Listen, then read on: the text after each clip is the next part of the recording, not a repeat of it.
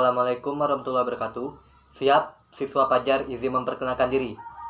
Nama saya Fajar Parezi dari kelas 11 IPS 3. Di sini saya akan membahas materi PPKN mengenai harmonisasi hak dan kewajiban asasi manusia dalam perspektif Pancasila yang dibimbing oleh Ibu Herni SPD.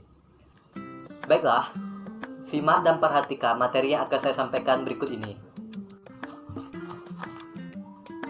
Pada pertemuan kali ini, guru pembimbing meminta saya untuk menyiapkan buku UUD 1945 dan ini bukunya. Penjelasan pertama yaitu uraikan ciri-ciri hak asasi manusia. Ciri-ciri hak asasi manusia terdiri dari 4. 1. Hakiki, artinya hak asasi manusia adalah hak asasi semua umat manusia yang sudah ada sejak lahir. Kedua, universal, artinya hak asasi manusia itu berlaku untuk semua orang tanpa memandang status, suku, bangsa, gender, atau perbedaan lainnya.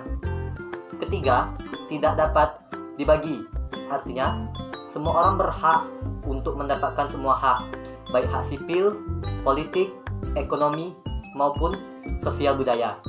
Dan keempat, yaitu tidak dapat dicabut, artinya hak asasi manusia tidak dapat dicabut atau diserahkan kepada orang lain.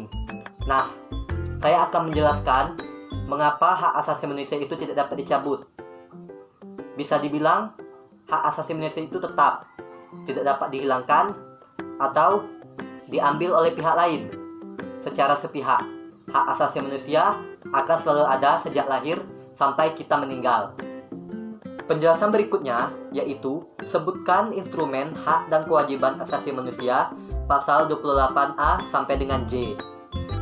Nah, dalam pasal 28A sampai dengan J yaitu khusus mengatur tentang hak asasi manusia.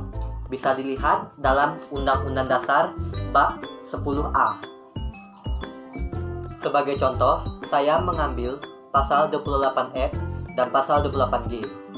Pasal 28F berbunyi, setiap orang berhak untuk berkomunikasi dan memperoleh informasi untuk mengembangkan pribadi dan lingkungan sosialnya, serta berhak untuk mencari, memperoleh, memiliki, menyimpan, mengolah, dan menyampaikan informasi dengan menggunakan segala jenis saluran yang tersedia. Dan pasal 28G ayat 1 berbunyi, setiap orang berhak atas perlindungan diri pribadi, keluarga, kehormatan, martabat, dan harta benda yang di bawah kekuasaannya, serta berhak atas rasa aman dan perlindungan dari ancaman ketakutan untuk berbuat atau tidak berbuat sesuatu yang merupakan hak asasi. Dan pasal 28G ayat 2 berbunyi, setiap orang berhak untuk bebas dari penyiksaan atau perlakuan yang merendahkan derajat, martabat manusia dan berhak memperoleh suaka politik dari negara lain. Itulah tadi contoh pasal 28F dan pasal 28G. Berikutnya yaitu upaya pencegahan pelanggaran hak asasi manusia.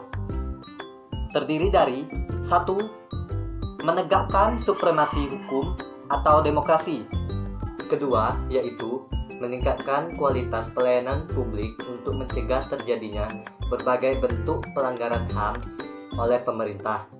Ketiga, meningkatkan pengawasan dari masyarakat dan lembaga-lembaga publik terhadap setiap upaya penegakan HAM yang dilakukan oleh pemerintah.